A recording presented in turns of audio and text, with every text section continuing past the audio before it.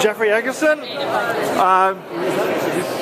Coming into Boston on Monday, I was looking at your stats. You had a half marathon personal best. So does that give you confidence? Are you pretty confident? How's your training been going?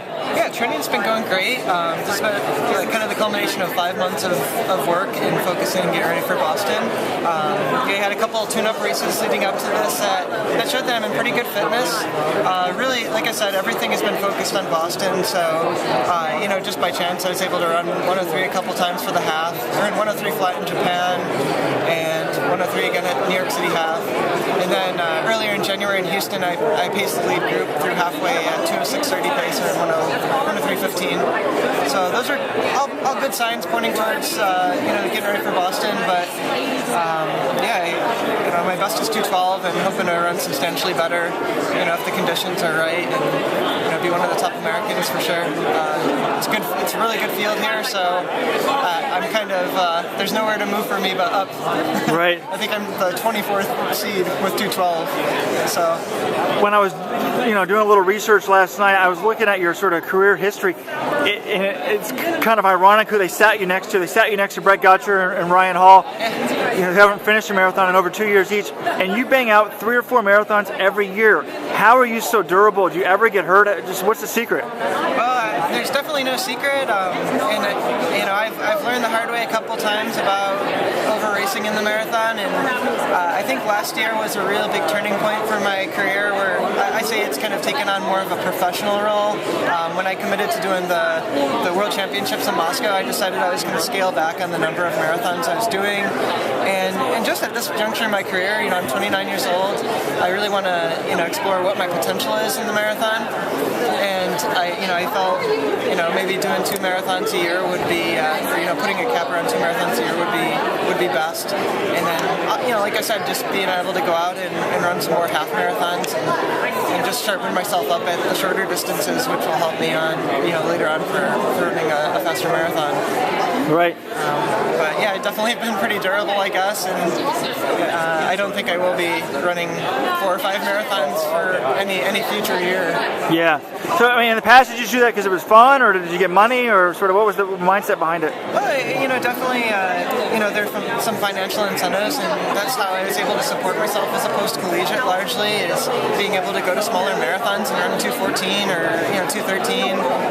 There's decent prize money in the marathon versus if you stay as a post-collegiate, pursuing a track, or some of the road races are well paid, but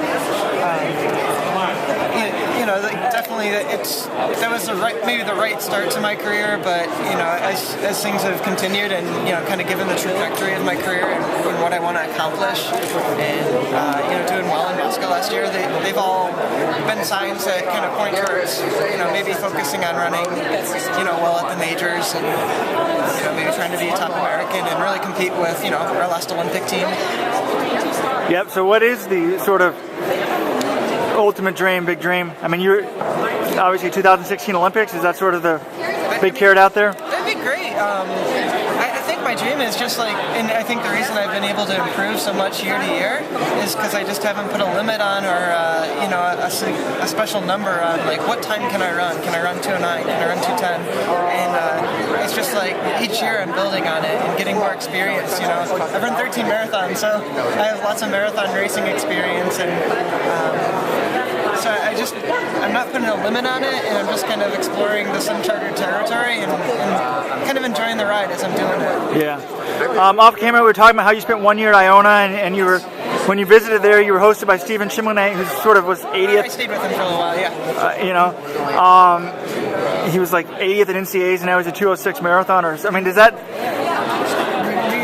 that give you hope for big things down the road? Do you think a lot of Americans sort of limit themselves, or how do you explain sort of his rapid improvement or his huge improvement versus that? Stephen's a big inspiration. He's been, as a friend, he's been a big influence on my career and wanting to pursue the sport post-collegiately, and just showing that, you don't have to be a superstar in college to be a really talented marathoner and really develop.